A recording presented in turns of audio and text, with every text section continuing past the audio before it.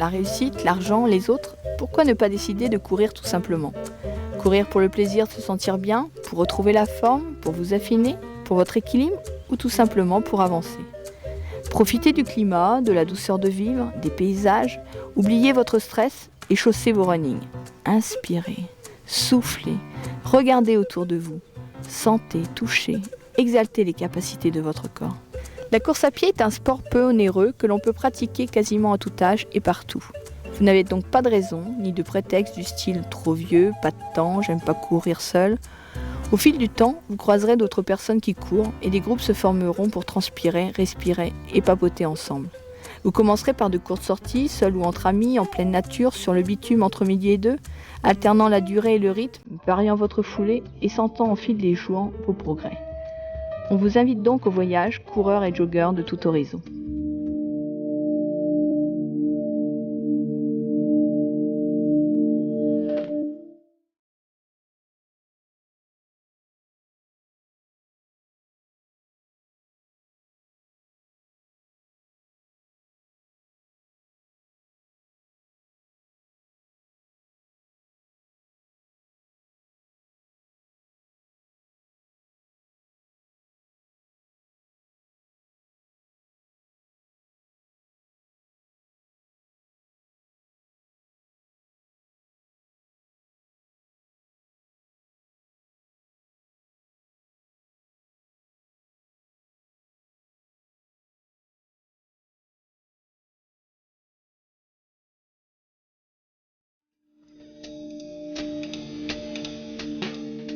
Courir c'est bien parce qu'on peut repousser ses limites. Courir c'est bien parce qu'on est en pleine nature. Courir c'est bien parce que c'est synonyme de liberté. Courir c'est bien parce que ça peut devenir une passion. Courir c'est bien parce que ça permet de voyager. Courir c'est bien parce qu'on peut l'associer à la santé. Courir c'est bien parce qu'on utilise la notion de plaisir.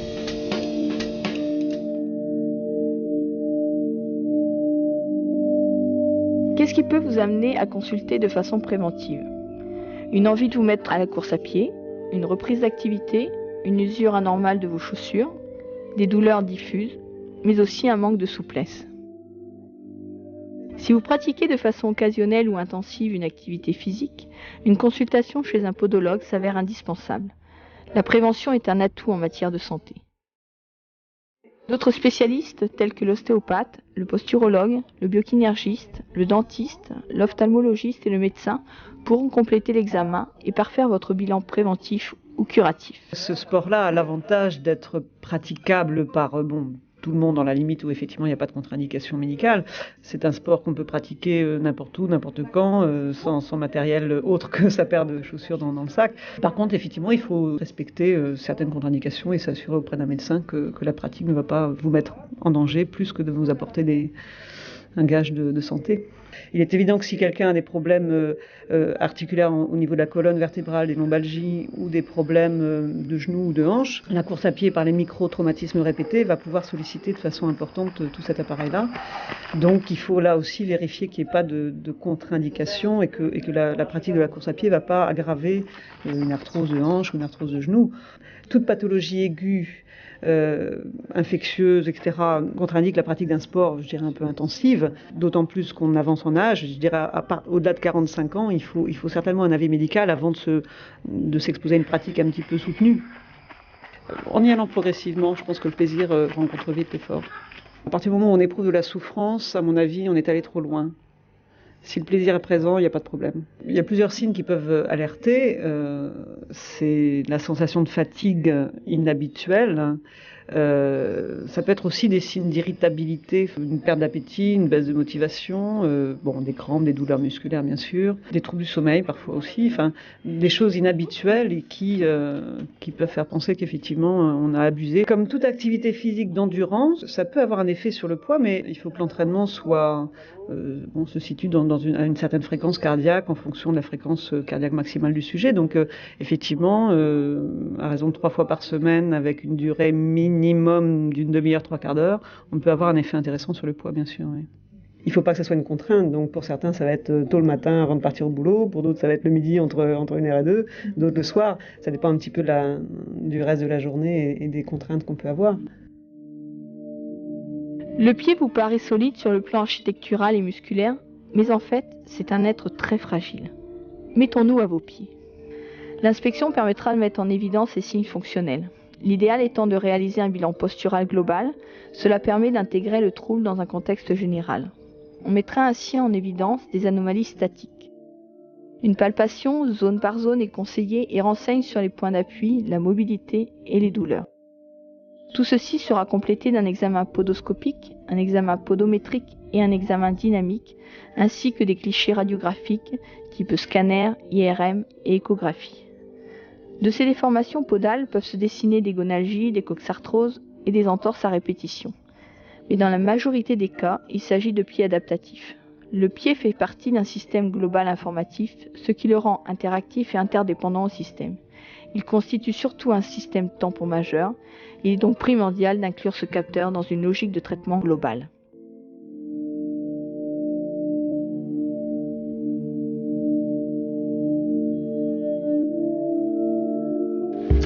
Chaussures à son pied demande l'avis de spécialistes, alors ne vous en privez pas. Le choix sur le marché est conséquent, ne vous laissez pas tenter par la couleur ou son aspect fun, soyez exigeant en termes d'amorti, de légèreté, de stabilité. En fait, soyez run. Divers paramètres sont essentiels avant de se lancer dans l'achat. Prise universelle, votre type de foulée, de course, votre pratique en compétition, en entraînement, en loisir. En fait, tant de questions auxquelles désormais vous saurez répondre. Afin de déterminer votre type de pied, vous devez effectuer des foulées avec des roulements du pas. Demandez à quelqu'un de vous observer lorsque vous courez, ou alors faites-vous filmer ou faites un examen dynamique. Il existe 3 types d'allures. Une allure universelle se caractérise par une arrivée au sol par la partie postéro-externe du talon. Il s'ensuit une pronation, un écrasement ostéo-articulaire et une extension du pied. Flexion des orteils dans la phase de propulsion. Le pied reste stable et ne déverse ni à l'intérieur ni à l'extérieur. Allure pronatrice. Une allure pronatrice se distingue si en courant lors de votre contact au sol, votre pied part à l'intérieur de façon exagérée et l'avant-pied pivote vers l'extérieur.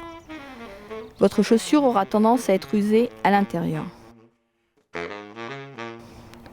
L'allure supinatrice correspond à une tendance du pied à partir vers l'extérieur avec un avant-pied qui s'enroule vers l'intérieur.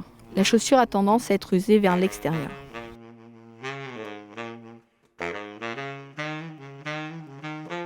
L'achat des chaussures. Il est temps de changer vos chaussures si vous décelez une usure d'école, une distension des coutures, une tige usagée, une usure de semelle importante ou un tassement des mousses. La durée de vie d'une paire de chaussures est d'environ 1500 à 2000 km. Si vous courez environ 50 km par semaine, changez de chaussures tous les 6 mois. Si vous dépassez les 80 km semaine, changez de chaussures tous les 3 mois. Choisissez de préférence un lieu d'achat où vous pourrez essayer vos chaussures et recevoir des conseils de spécialistes. En quelques minutes, vous pouvez sentir si les appuis sont corrects et si la chaussure vous convient. En effet, l'essayage et les premières sensations sont essentielles. Votre pied ne doit ressentir aucune gêne, aucune zone de frottement. Il doit être bien soutenu et vous devez vérifier que l'arche plantaire est bien maintenue. Pour choisir un modèle de chaussure, voici les paramètres que vous devez prendre en compte. L'amorti au niveau du talon, le serrage, important au niveau du coup de pied, la respirabilité de votre chaussure. Les matériaux seront différents pour les chaussures de running et les chaussures de trail. Pour les chaussures de trail, on va privilégier la respirabilité, ainsi que la semelle. Les chaussures de trail auront une plus grande accroche et les pointes, bien sûr, auront des pointes de disposer pour travailler sur la piste. Au niveau des chaussures, vous pouvez tout à fait enlever la semelle intérieure pour y insérer des semelles correctrices si vous en avez besoin.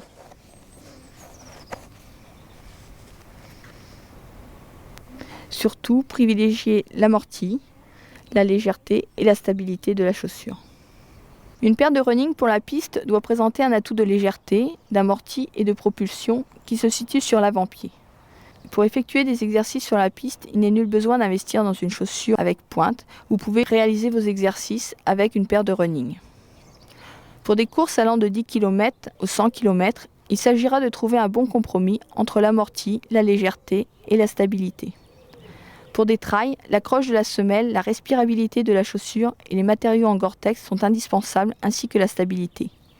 Veillez à ce qu'elle possède une tige haute ou moyenne pour une meilleure protection contre les pierres qui se trouvent sur les chemins.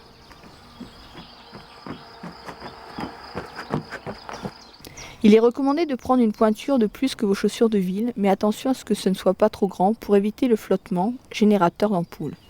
Vous pouvez également mettre l'accent sur la largeur en fonction de votre coup de pied, en particulier pour les marathoniens, car le pied enfle au fil de la distance. Pour une chaussure de compétition, sauf marathon, une demi-pointure au-dessus est suffisante. Les modèles femmes répondent à des particularités anatomiques du pied de la femme, surtout dans le rapport longueur-largeur, ainsi qu'au niveau de la répartition stabilité et amorti. Il est important de pouvoir tester vos chaussures environ durant 4 semaines avant votre épreuve et surtout sur une distance d'au moins 2 heures si vous avez l'intention de participer à un marathon. Vous connaissez désormais les parties intimes de vos chaussures, à vous maintenant de vous découvrir. Pour une compétition, voilà ce que vous ne devez pas oublier.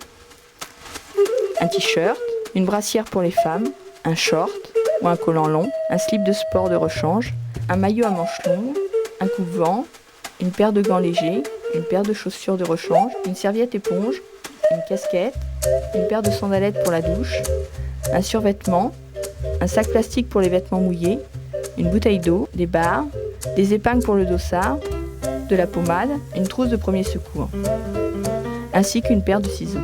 Pendant le footing, on peut être confronté à des écarts de température. Les nouvelles fibres Dry Fit permettent de protéger du froid et d'évacuer la transpiration. Des sous-vêtements légers en microfibre sont aussi conseillés. Les chaussettes, attention à l'épaisseur, à leur hauteur et à la matière. Pour des raisons pratiques, le soutien-gorge de la femme est très important. La femme qui court s'expose au ballottement des seins, à l'échauffement des mamelons et à une perte de tonicité. Optez donc plutôt pour un soutien-gorge version sport ou une brassière. Le coupe-vent, ils vous protégeront du froid, de la pluie et de l'humidité. Ainsi, vous n'aurez plus d'excuses pour sortir par mauvais temps. La gourde, le sac, le camelback sont très importants lors de sorties longues. Les sacs permettent ainsi d'emmener un vêtement de pluie, des barres énergétiques, vos clés et éventuellement des pansements. Le camelback contient de l'eau que vous aurez à disposition à l'aide d'une pipette. Les lunettes, elles sont indispensables en cas de pluie ou de soleil important.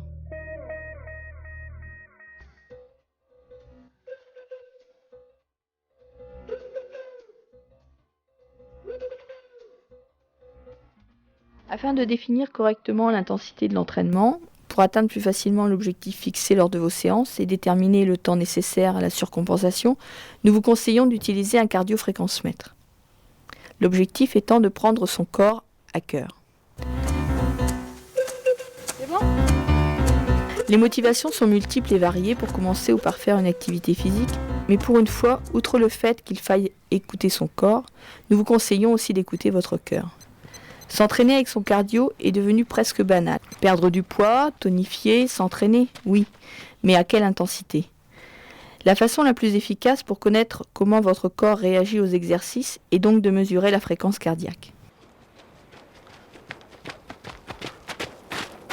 Le cardio-fréquence-mètre va permettre de pratiquer un entraînement efficace et surtout personnalisé. N'essayez pas de comparer avec la copine ou le copain d'entraînement, car vous pouvez courir à la même vitesse, à la même fréquence cardiaque, vous ne faites pas forcément le même effort, car vous n'avez certainement pas la même fréquence de repos et la même fréquence maximale. Votre coach sera le bip de votre montre qui vous rappellera à l'ordre lorsque vous ne serez plus dans la zone cible fixée, ainsi votre motivation se conjuguera au rythme de votre cœur. La fréquence de repos. La fréquence de repos élevée révèle une condition physique déficiente. La fréquence cardiaque est en moyenne chez les sportifs à 52. Essayez de vérifier votre fréquence chaque matin en période d'entraînement. Elle vous donnera un indice important concernant la forme ou la méforme du moment. À la carotide au réveil, avant le petit déjeuner, pendant 15 secondes, et vous multipliez par 4. Le pouls matinal se prend de préférence en position allongée, quelques minutes après le réveil. Si vous disposez d'un cardio, mettre son cardio au lever pendant 5 jours d'affilée et effectuer la moyenne des chiffres relevés. La fréquence cardiaque donne une idée sur l'évolution de la condition physique. Elle baisse au fur et à mesure que la condition physique s'améliore. C'est réellement le baromètre de l'organisme. Une augmentation de la fréquence cardiaque matinale peut signaler un organisme qui n'a pas suffisamment récupéré. Il faut alors prévoir une journée de repos ou un entraînement plus léger. La fréquence cardiaque maximale, c'est la valeur la plus élevée obtenue lors d'un effort total, à la limite de ses possibilités. Mieux vaut être bien entraîné pour la mesurer. Pour mesurer sa fréquence cardiaque maximale théorique, la formule est connue de tous. 220 moins l'âge chez les hommes, 226 moins l'âge chez les femmes. La fréquence cardiaque de réserve est une plage qui se situe entre la fréquence cardiaque de repos et la fréquence cardiaque maximale. Elle se calcule fréquence cardiaque max moins la fréquence cardiaque de repos.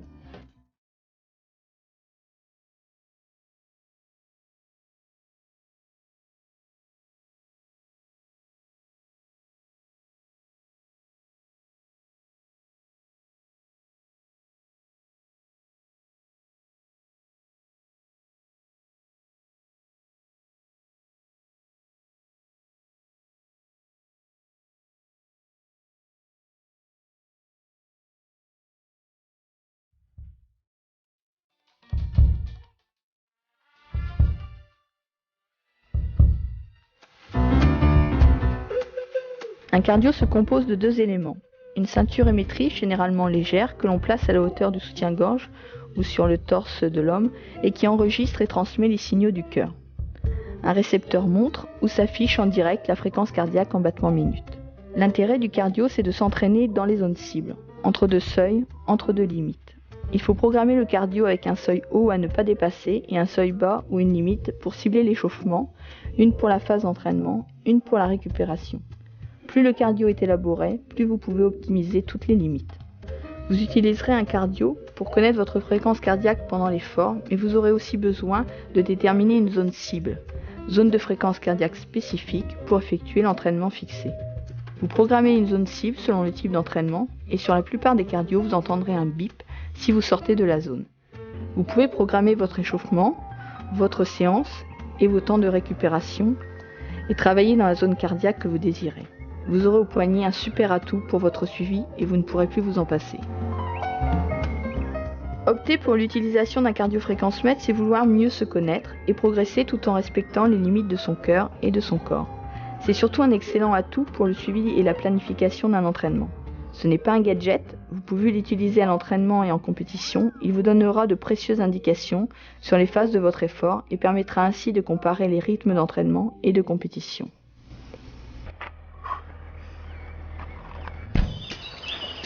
J'aime bien courir en groupe parce qu'en fait, en groupe, il y a un côté un peu plus sympa.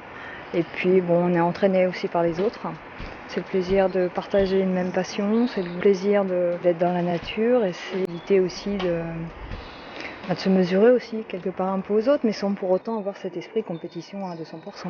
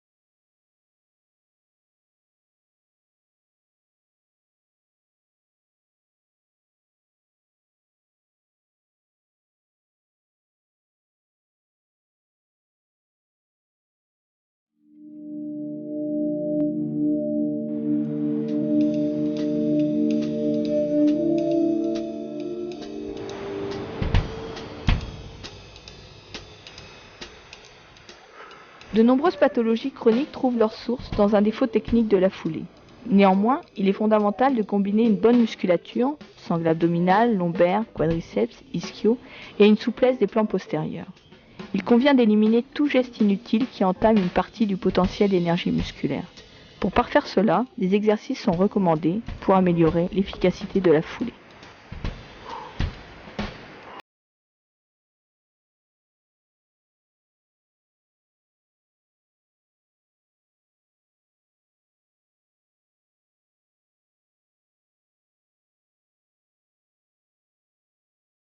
Préparation à l'activité physique et sportive. Le but est de réaliser un réveil proprioceptif et puis aussi de préparer l'organisme à faire face aux contraintes liées à l'exercice physique. Alors cela consiste surtout dans un petit footing lent pour la course à pied, puis en des exercices qu'on va faire de plus en plus rapides. L'avantage de ces exercices qui font travailler surtout la réactivité et la proprioception, c'est de pouvoir varier en fait la vitesse et puis les changements de direction. Donc les changements de direction, c'est très très important parce que ça oblige les gens à être toujours avec une attitude qui demande une certaine concentration. Donc on va varier les directions droite-gauche, avant-arrière, et ça va permettre aussi au système musculaire d'être toujours en action.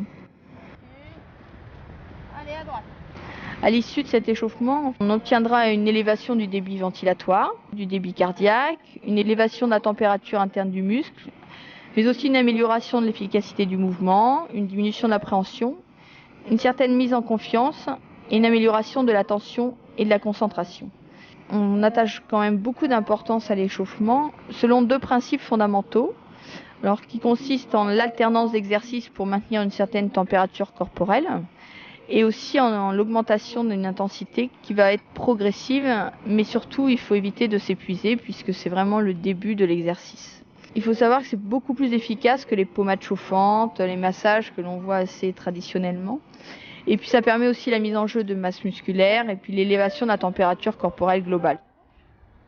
On va travailler surtout les membres inférieurs, le quadriceps, les triceps, les ischios, les adducteurs et travailler supérieur, sans oublier la mobilisation de la tête et du cou pour préparer le système vestibulaire pour l'équilibre lors de la course à pied.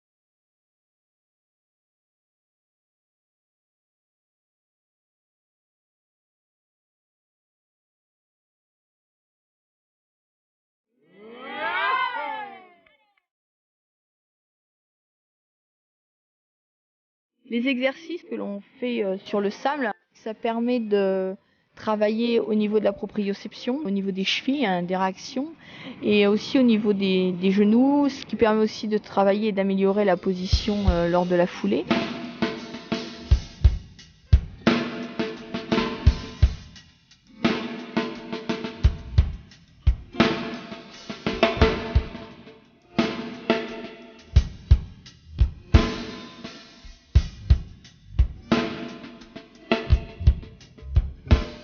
La pratique de la piste, bon, c'est un élément très important là, pour la course, du fait qu'on va pouvoir vraiment travailler sur des distances bien déterminées et aussi avec une qualité de pied bien prononcée. On va pouvoir vraiment accentuer le travail du pied, le déroulé. Je pense qu'il y a beaucoup d'exercices qui se font sur la piste qui peuvent se faire en fin d'échauffement avant de commencer n'importe quel fractionné en sous-bois ou n'importe quelle séance. Il faut penser à travailler le déroulé du pied et bien monter bien monter pour pouvoir avoir sa phase d'appui et de réaction au sol qui soit la plus importante possible.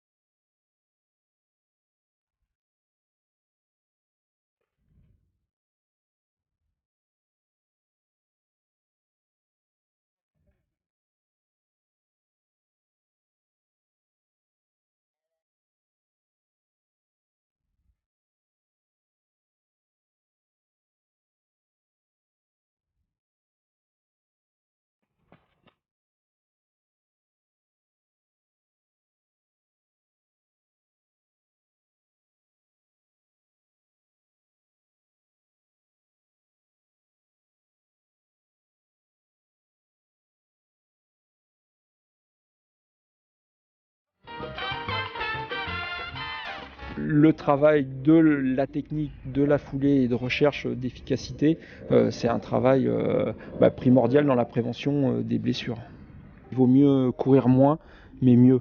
La qualité, c'est vraiment très important et souvent, c'est ce qu'ont du mal à comprendre les gens. Avec un tout petit peu de technique, on arrive à prendre beaucoup plus de plaisir et à développer une foulée beaucoup plus économique et donc à être beaucoup plus rentable.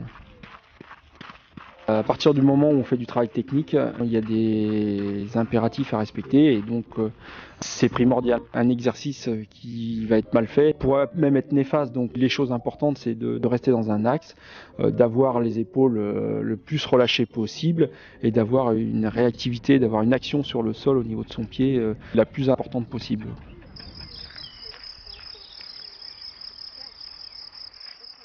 En plus des capacités musculaires, il faut également travailler un minimum de technique tout-terrain.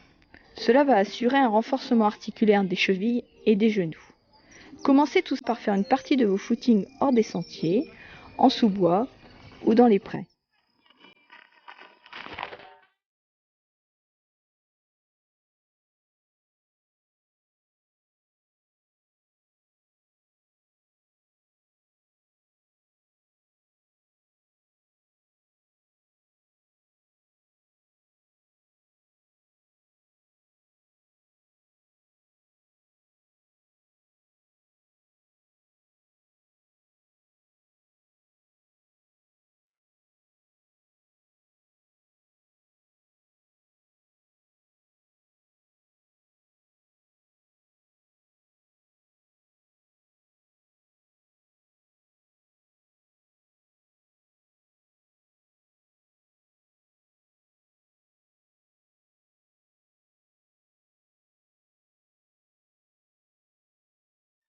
Le travail en côte, c'est un travail qui va permettre d'avoir une bonne tenue et une bonne réactivité, ce qui va permettre vraiment d'avoir une chaîne musculaire et un tonus musculaire très important et donc nous faciliter la réalisation du bon mouvement.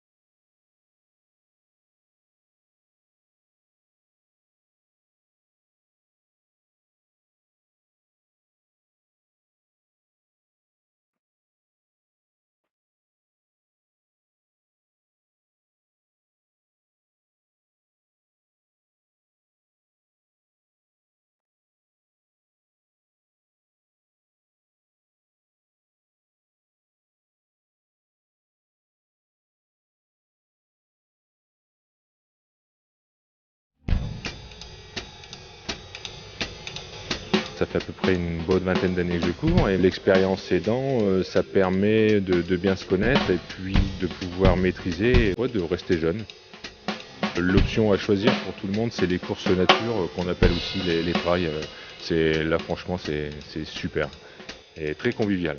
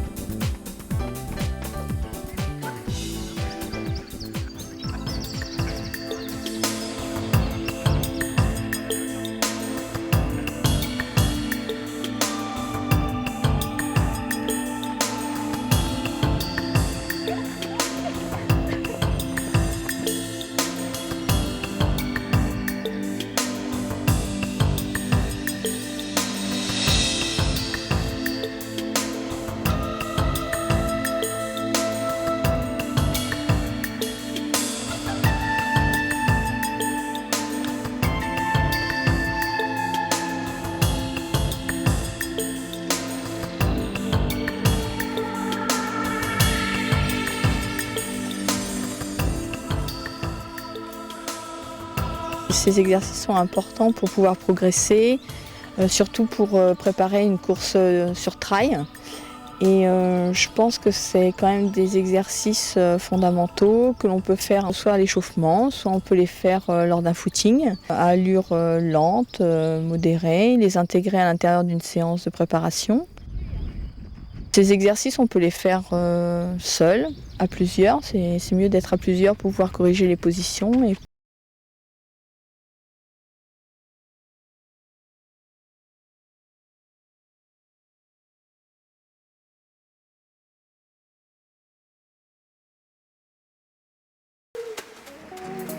Fléchissez les bras à 90 degrés par rapport au sol et descendez doucement le corps en gardant la tête alignée avec la colonne vertébrale. Pour vous aider à tendre les jambes, contractez les cuisses et la ceinture abdominale. Veillez à ne pas ressortir les fessiers. Soulevez-vous pour retrouver votre position de départ. Pensez à inspirer dans la descente et à expirer dans la montée. Il faut travailler de façon lente et contrôlée et surtout surveiller sa technique. Allongez-vous sur le dos, genoux fléchis, pieds à plat au sol et mains derrière les oreilles. Fixez votre regard vers le ciel, décollez les épaules et enfoncez-vous dans le sol. Expirez dans la montée et inspirez dans la descente. Chaque répétition doit durer au total 4 à 5 secondes. Allongez-vous sur le dos avec les genoux fléchis, les mains derrière la nuque. Décollez une épaule et avec le coude, allez chercher la cuisse opposée. Changez d'épaule et répétez l'exercice pour travailler l'autre côté. Vous pouvez le faire en ayant les membres inférieurs fléchis ou les membres inférieurs en extension, alternativement avec le coude. À genoux, une jambe en avant fléchie à 90 degrés, l'autre elle aussi à 90 degrés, genou au sol. Levez le genou du sol de quelques centimètres et tenez la position 6 à 8 secondes. Faites environ 12 répétitions.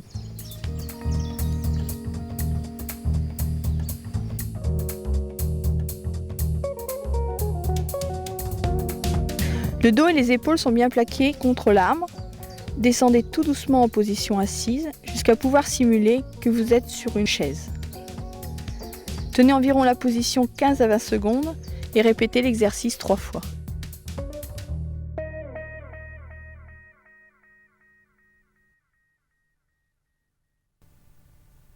Trouvez un arbre et suspendez-vous. Ne basculez pas. Faites les mouvements tout doucement, sans à-coups. Le dos doit rester bien droit. Lentement et en soufflant, remontez les genoux vers la poitrine. Restez 3 secondes. Et redescendez en inspirant.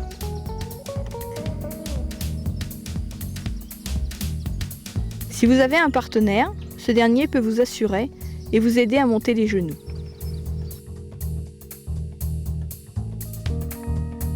Prenez un appui, descendez sur une jambe, l'autre reste tendue vers l'avant.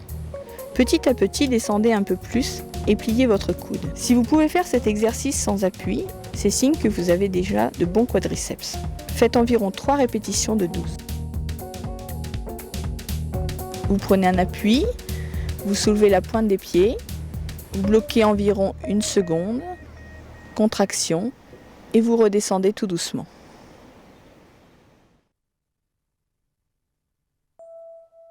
Placez-vous de façon à garder les pointes de pied sur le sol et les coudes placés directement sous les épaules. Soulevez-vous en maintenant le corps aligné des épaules aux chevilles, de sorte que ce soit les coudes et les pointes de pied qui soutiennent le corps. Contractez les abdominaux pour maintenir la position et veillez à ne pas ressortir les fessiers. C'est un exercice des plus difficiles. Il sollicite les abdominaux et renforce les muscles obliques. Allongez-vous sur le côté, placez le coude inférieur sous votre épaule comme point d'appui. Posez un pied au-dessus de l'autre et formez une ligne droite de la tête aux orteils. Sollicitez les obliques pour maintenir votre position. Durant votre parcours, essayez de trouver un banc. Un pied dans le vide devant vous. La jambe dont le pied est dans le vide descend doucement, toujours à la même vitesse vers le sol jusqu'à l'atteindre. Et faites 3 séries de 12. Assis sur un banc, le dos bien droit en appui sur vos bras, vous vous mettez en équilibre sur les fesses. Tout en contractant vos abdominaux, remontez les genoux vers la poitrine en soufflant et redescendez en inspirant sans poser les pieds au sol. Vous pouvez faire environ 20 mouvements et 4 séries. Il faudrait faire ces exercices soit après un petit footing léger de 10 à 15 minutes, on fait une série d'exercices et on repart, soit le faire un footing environ à peu près une vingtaine de minutes et faire des exercices pendant 15 minutes et retour au calme ensuite. Je pense qu'il est très important de profiter de l'environnement pour pouvoir faire des exercices. Donc sur un parcours sentier, on peut avoir quand même des bancs sur le côté, on peut avoir des points d'appui qui longent toute la côte et vous pouvez vous en servir pour faire divers exercices, autant au niveau renforcement musculaire qu'au niveau des étirements.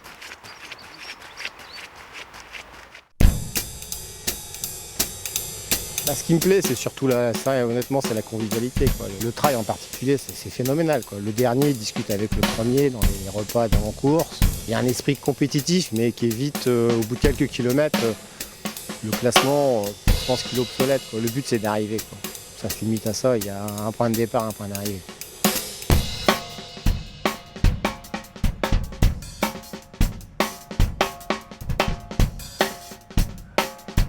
Dans la course à pied, on fait intervenir de nombreux muscles et il faut une certaine tonicité pour toutes les disciplines de la course à pied. Donc l'intérêt de la musculation, des étirements est essentiel. La prépa physique maintenant, ce n'est plus c'est plus, comme on disait avant, un plus. On allait faire sa petite prépa physique, on allait faire de la musculation, c'était en complément. Maintenant, la prépa physique fait partie intégrante du sport, de la discipline. Sans prépa physique, maintenant, quand on voit les hautes compétitions, les hauts compétiteurs, sans prépa physique, ils font plus rien, quoi. C'est 50% du sport. On fait 12 à 15 répétitions, de telle façon qu'on puisse travailler quand même avec une certaine tonicité, quoi, hein. Donc sur la période active du mouvement, on va être un petit peu plus rapide. Et ensuite, après, pour retenir la charge, on va être beaucoup plus lent. Pour le renforcement musculaire à la maison, au niveau des abdominaux, tous les jours, ça, il n'y a aucun souci. Après, il faut laisser à peu près 24 heures de récup entre chaque séance, quoi. Donc quelqu'un peut faire 3 séances par semaine, hein, sans problème. Abdominaux tous les jours. À partir du moment où on fait une activité physique, de toute façon, on est toujours bien dans sa tête. C'est bien parce que ça fait du bien. Mais c'est vrai que ça peut faire beaucoup de mal si on n'est pas conseillé. C'est vrai que ce sont des engins de torture. Donc il faut savoir les utiliser, il faut savoir les manipuler. Donc il faut trouver de bons conseils en salle. Moi je pense que le plus gros intérêt c'est le confort, quoi. Hein, le confort, on est dans une salle, on est à l'abri des intempéries. Après les compétiteurs s'en servent eux pour justement pour faire des fractionnés, pour vérifier leur VO2 max. Pour le rameur, on met en jeu toutes les articulations. Donc ça c'est vraiment l'exercice d'échauffement type, quoi, complet pour une séance de musculation après si on veut travailler le haut et le bas.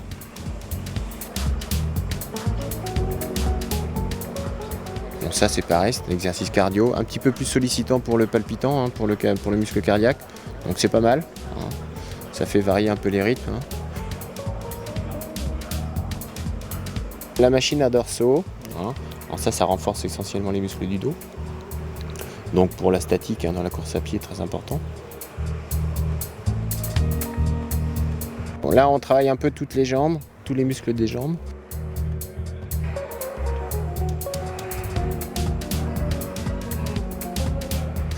Et ensuite on a fait un petit travail aussi spécifique sur les mollets, sur la presse. Pour une bonne foulée, pour un bon rythme, il faut avoir vraiment un groupe musculaire au niveau des cuisses qui soit tonique, quoi. Alors Jean-Claude a fait les développés couchés. Ça c'est très important aussi pour la course à pied. Peut-être un petit peu plus pour les compétiteurs qui font du court, où là on met vraiment en jeu tous les bras. Là on renforce l'arrière des cuisses, les disques jambiers et fessiers. Donc aussi pour la course, ça intervient énormément pour la course à pied, hein. Tous ces muscles, les paravertébraux, sont vraiment très importants avec la sangle abdominale pour former ce qu'on appelle la poutre composite, mais bon, pour vraiment avoir une statique énorme pour que le gainage soit parfait, quoi. Le vélo, c'est plus en récup ou en échauffement avant une séance. C'est très bien, c'est très souple et on déroule très, très gentiment. Et pour la récup, c'est vraiment parfait.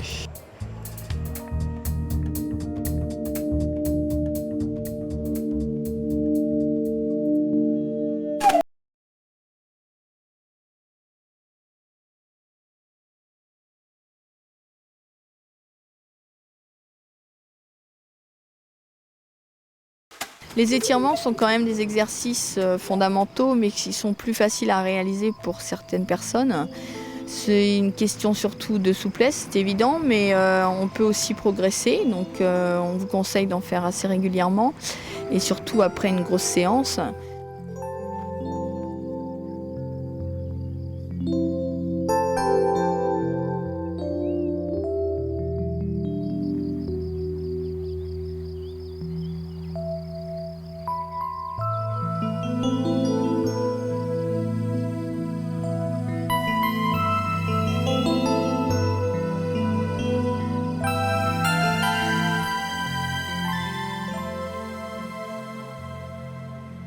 La position de départ, bien s'étirer sur l'expiration et surtout ne pas faire de rebond, c'est vraiment très très important.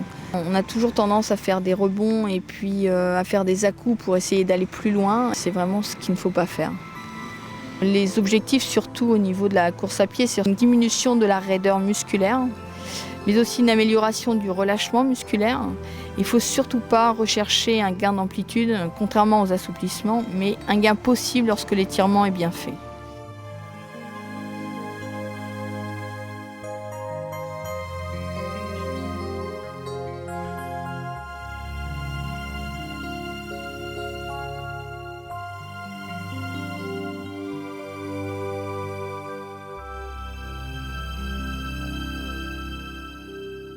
En course à pied, on utilise surtout deux types d'étirements, les étirements statiques passifs. Alors cela consiste en une mise en tension du groupe musculaire à partir d'une posture donnée, avec ou sans l'aide d'une tierce personne, mais aussi des étirements statiques actifs, qui consistent en la mise en tension du groupe musculaire, qui est précédée en fait ou associée à une contraction musculaire. Les effets des étirements sont obtenus surtout par diminution de la raideur du tissu musculaire lui-même, et aussi une diminution de degré d'activation des nerfs qui stimulent les muscles. Il faut surtout réaliser des étirements à la fin des séances d'entraînement, privilégier la régularité à la quantité, consacrer donc un petit peu de temps à chaque fin de séance plutôt que de faire une longue séance spécifique d'étirement. Il faut étirer les muscles posturaux, souvent plus raides que les muscles dédiés aux mouvements rapides. Il faut privilégier aussi les étirements statiques passifs avec les débutants pour leur apprendre les bonnes positions ou les postures d'étirement. Vous mettrez le groupe musculaire progressivement en tension pour atteindre le seuil maximal de douleur toléré par la personne. Et surtout, profitez de l'expiration pour augmenter l'effet de relaxation qu'elle provoque. Ne pas oublier d'étirer les groupes musculaires de façon symétrique, c'est-à-dire de part et d'autre d'une articulation. Cela évite l'apparition de déséquilibres posturaux par la persistance de tensions résiduelles. Et on vous conseille de faire 1 à 5 étirements successifs avec une utilisation de la mémoire des modifications subies par le muscle pour augmenter l'efficacité des étirements. À ne pas faire, s'étirer avant la séance ou la compétition. Cela provoque une diminution systématique de vitesse de mouvement, de force maximale et de puissance.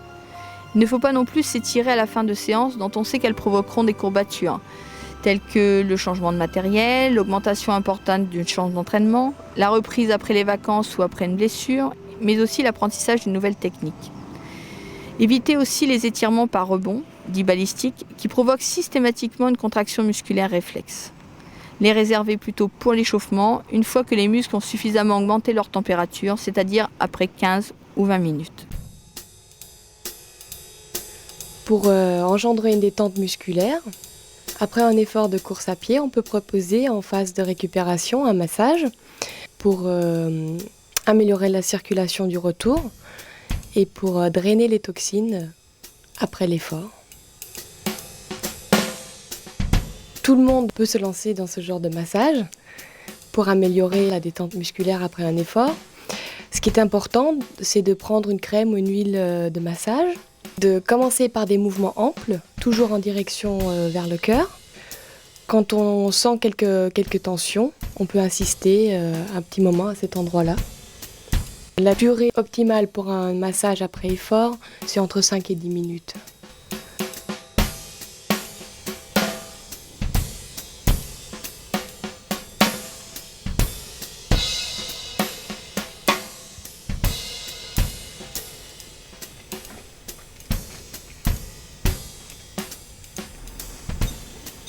L'électrostimulation facilite la récupération. Dès que vous rentrez d'une course, d'un entraînement ou d'une compétition, installez-vous confortablement. Placez les électrodes sur les muscles qui ont le plus travaillé, c'est-à-dire le quadriceps et les triceps. Les programmes de récupération sont préprogrammés, mais vous pouvez aussi, à l'aide de l'ordinateur, désormais, faire vos propres programmes de récupération.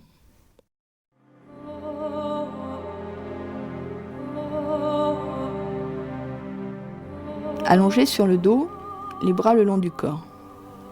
Respirez en imaginant que l'énergie pure de la nature traverse la peau et pénètre chaque os, segment par segment, les pieds, les jambes, les rotules, les cuisses, le bassin, la colonne vertébrale, les côtes et le sternum, les omoplates et les clavicules, les bras, les avant-bras, les poignets, les mains, les os du visage et le crâne. Expirez en laissant sortir l'air usé par la peau mais en gardant l'énergie dans les os. Ce type de respiration aide à régénérer les muscles et les ligaments qui ont été sollicités par l'effort. Mais elle a également un effet stimulant sur la moelle osseuse et en particulier sur la production de globules rouges. Cet exercice permet aussi de s'opposer au vieillissement des os et à l'ostéoporose.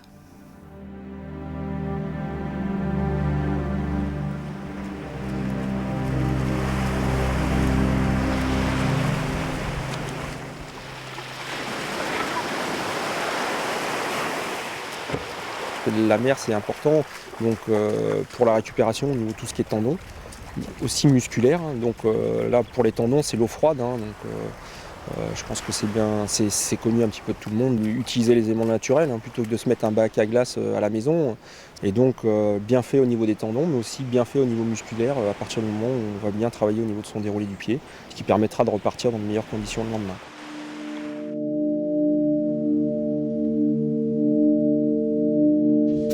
Il ne faut jamais oublier qu'on pratique le sport beaucoup avec sa tête, que l'homme c'est un animal intelligent et que c'est avant tout la tête qui le fait fonctionner. Donc je crois qu'il faut emporter surtout les aliments qui nous font du bien à la tête. En fait, l'alimentation contribue à notre état de santé. On fait du sport pour contribuer à notre santé, donc l'alimentation est un facteur important.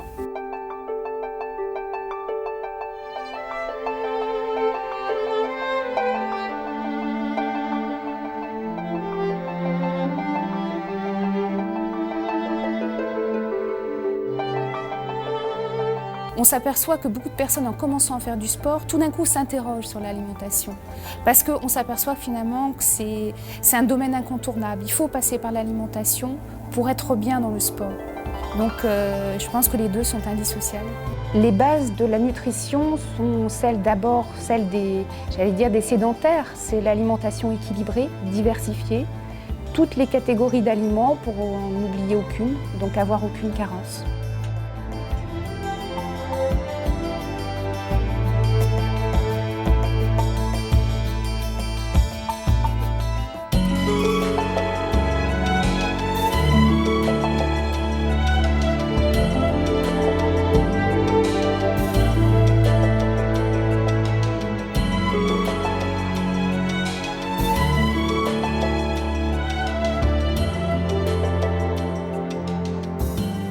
On se rend compte que le premier signe de la déshydratation, c'est la fatigue.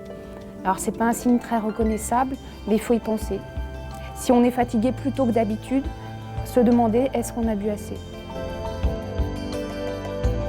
La veille de la compétition, c'est le moment le plus important parce que c'est celui où on va faire toutes les réserves pour la course du lendemain. On crée les réserves de glycogène grâce à une alimentation riche en glucides complexes. Donc ça va être un repas surtout composé de féculents, donc de pâtes ou de riz, sans oublier les légumes bien sûr, et un repas qui sera surtout très digeste, donc pas trop chargé sur les graisses notamment.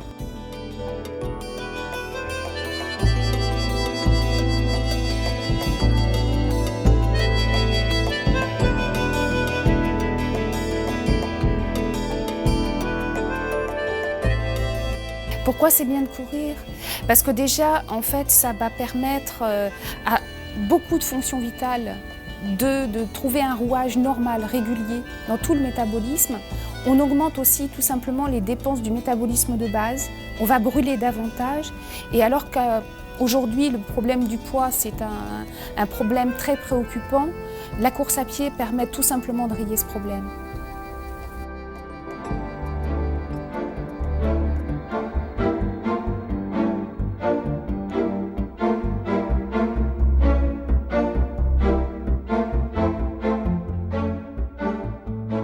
L'hydratation, c'est le point numéro 1 dans la course à pied parce que même si on peut en faire des erreurs, je dirais, diététiques, d'alimentation, l'hydratation, ça permet aucune erreur en fait. Tout de suite, la performance est gâchée dès qu'on manque d'hydratation. L'idéal, ce qui est recommandé, c'est de pouvoir s'hydrater régulièrement. Dans l'idéal, c'est toutes les 20 minutes. Alors ce qui fait qu'il faut rater surtout aucun ravitaillement, voire emporter sur soi un petit peu d'eau pour pouvoir s'hydrater régulièrement. Le fractionner, c'est par petites quantités, quelques gorgées, pour éviter de gros volumes d'eau en une seule fois qui peuvent là encore être une surcharge du point de vue digestif.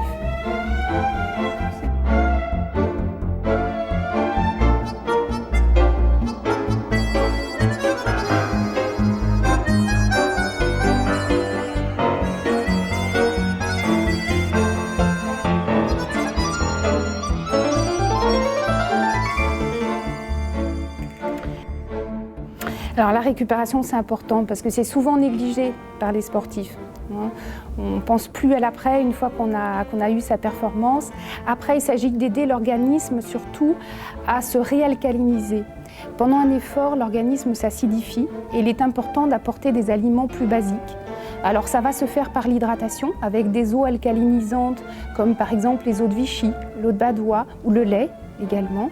Et là encore, on va retrouver une alimentation plus végétale. On ne va pas trop forcer sur la viande ou le poisson ou les œufs qui vont avoir plutôt une action encore là acidifiante et produire des déchets alors que l'organisme en a déjà accumulé beaucoup après la course.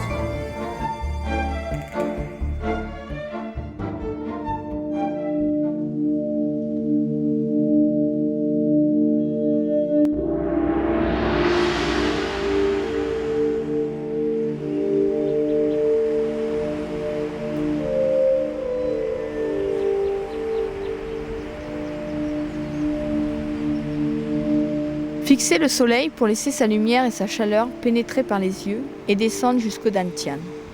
Sentez combien tout le corps s'imprègne de l'énergie du soleil. Au bout de quelques minutes de concentration et de visualisation, les énergies du soleil dehors et du soleil dedans s'interpénètrent dans le corps. En sport, le Qigong pourrait être comparé à un dopage énergétique naturel et utilisé en tant que tel.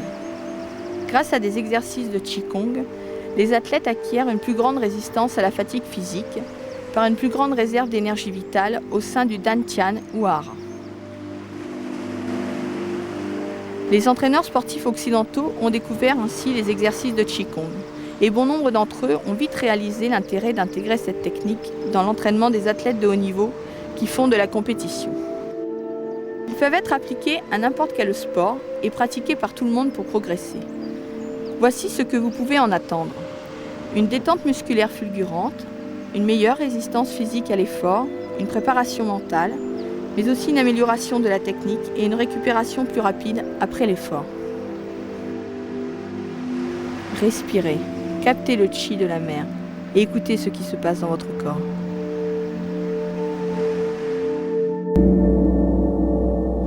Captez l'énergie de l'arbre.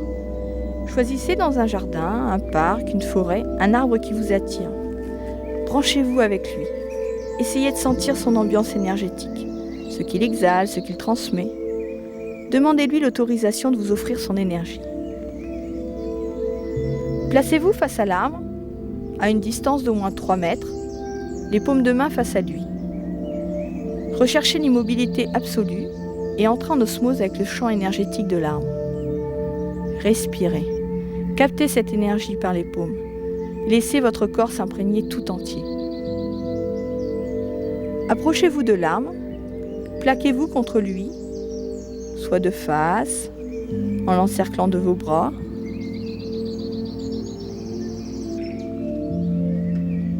soit de dos contre le tronc. Sentez ce dont le corps a besoin. Respirez librement et laissez-vous aller.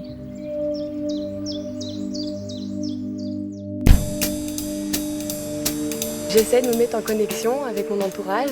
C'est pour ça aussi d'ailleurs que je me suis mise à courir. C'est un plaisir de m'évader de la vie quotidienne, de me retrouver avec moi dans la nature. Ça aide carrément à s'évader de la vie de tous les jours stressante.